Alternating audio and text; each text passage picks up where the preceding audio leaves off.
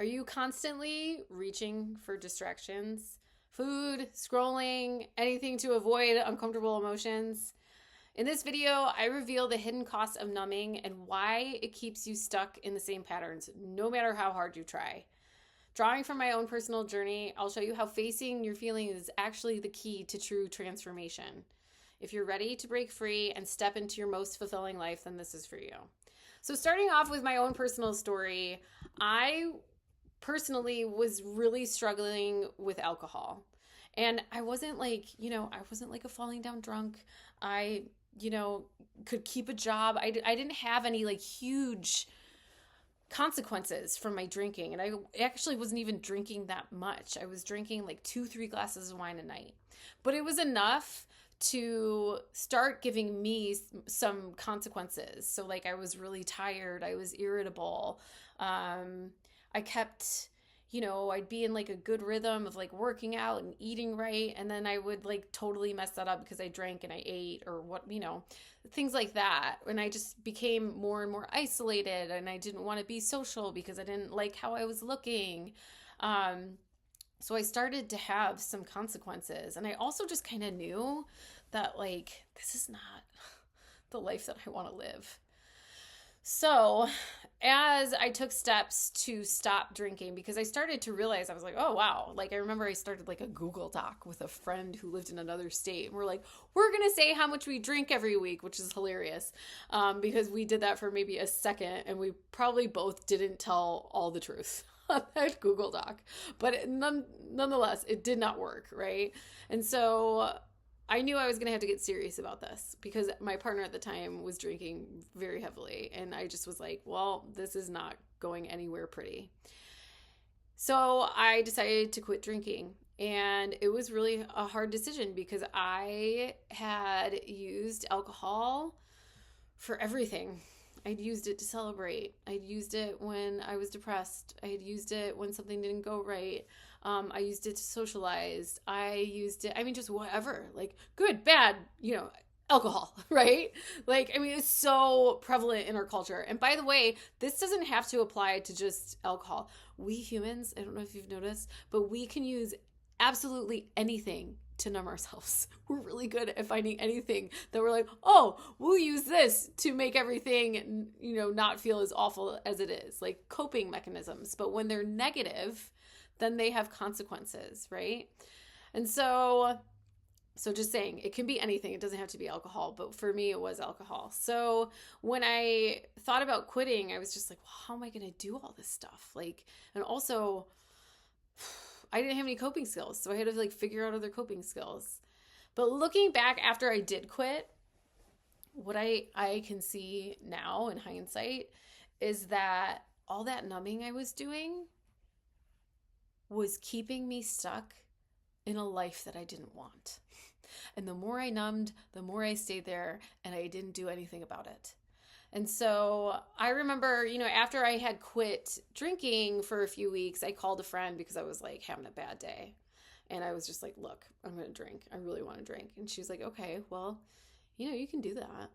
But eventually you're going to have to find a different way to cope if you don't want to keep doing that. And if you want a life different than the one you have right now.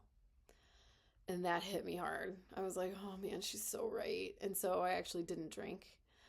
And then after that, and it was not easy. Like, here's the good and the bad is that like there's a way out, but the only way out is through. And the numbing, what it did for me was something would go wrong. I would drink over it and I would numb it and I would push it down. So I wouldn't have to deal with it. I wouldn't have to feel those uncomfortable emotions. But guess what? If we have feelings and we don't feel them and we just push it down, guess where they go? Nowhere. They stay right inside of your body and your person, just waiting to come out. So the only way out is through. Meaning, in order to heal those feelings, we actually have to feel them, which is why it is so important to not numb.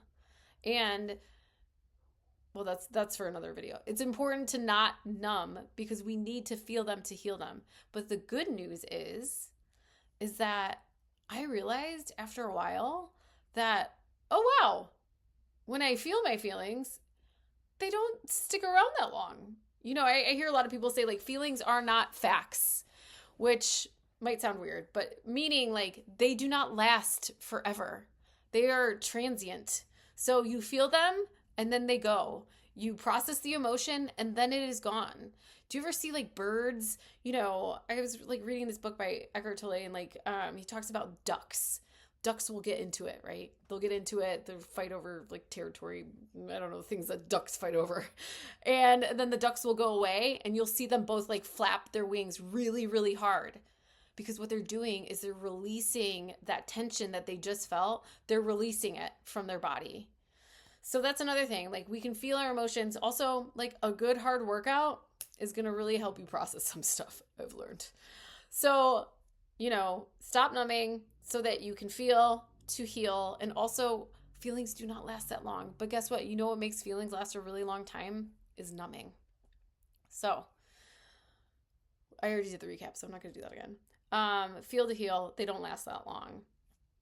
I do think, at least for me anyways, I'll just give you what I did. It was really important for me to get around other people that were in a similar situation or trying to better themselves or, just trying to grow. And so they didn't have to be struggling with the same thing that I was struggling with, but I needed a space where I could go, where I could like talk about the fact that I was struggling and not be judged, and also hear other people and what they're doing and how they figured it out and, what's working for them. Another thing that really helped me was I started to question my negative self-talk. So that negative voice in your brain, if you don't have one, kudos. But I started questioning that. I specifically remember, it was such a mundane moment, but I remember exactly where I was. I was like pulling out of this gas station and the thought occurred to me. I had some really crappy thought about myself and I thought, whose thought is that? Like, whose voice is that? Is that my voice? Or is that somebody's voice from my childhood? And I remember thinking about that, and it was like such a novel thing to think for me that obviously I remembered it. And then from that moment, I had some space between me and my negative thoughts. Like I wasn't just thinking them as if like I was on autopilot. Now I was like thinking it, and then there'd be like a pause and I'd be like, oh, I'm like listening to my thoughts instead of being on autopilot. So then I would kind of be like progress, not perfection. That was kind of like my answer to the negative self-talk. It was like, I'd say something really negative in my head. And I was like, well, you know what? That might not have gone the way I wanted to, but I learned something from that situation and I will do better next time. So that was really helpful for me instead of just like, I think as I was trying to learn how to do life differently without alcohol, I didn't have any healthy coping mechanisms for a long time, and I had done things differently for a very long time. So I was starting to do all these things in a new way, and I was falling flat on my face because I had no idea what I was doing. And so in those moments, instead of, berating myself, I was like, progress, not perfection. It just kind of became a mantra, which brings me to other things that you can do. I think replacing your unhealthy coping mechanism with healthy ones is so helpful. So like I was talking about with the ducks, like working out, that'll definitely exercise some demons, right? Get some of those feelings out. I know a lot of people do breath work. They say that's really helpful. I've only done it like a handful of times, but it was very helpful. Meditation, I started meditating, just sitting in silence, still for a matter of time and just focusing on my breath as much as I could. And like also like listening to my thoughts instead of thinking them, right? Instead of being my thoughts. Like I started to like, I think again, like Eckhart Tolle talks about, like try to wait to see what your next thought will be. And then it's like a weird exercise because like actually it doesn't come, so like it weirdly works to help you meditate. My tailbone is asleep. What else did I say? Oh, and then just taking it 1 minute at a time, 1 hour at a time, and 1 day at a time. There's a reason that we sleep, because we can only handle what is in one day. So instead of thinking about like, the wedding that I'm going to be going to in 3 weeks and how am I going to not drink at that, like I just needed to worry about that one day. That was my responsibility. And then just focusing on doing the next right thing. So if you're still here, Wonderful. I hope you got something out of that. If you have any questions, feel free to ask me or put them in the comments. I'm so glad that you're here. If you enjoyed this content or it resonated with you, I have a few other videos on similar topics, and I hope you check them out. I hope you have a great day. Thanks for watching.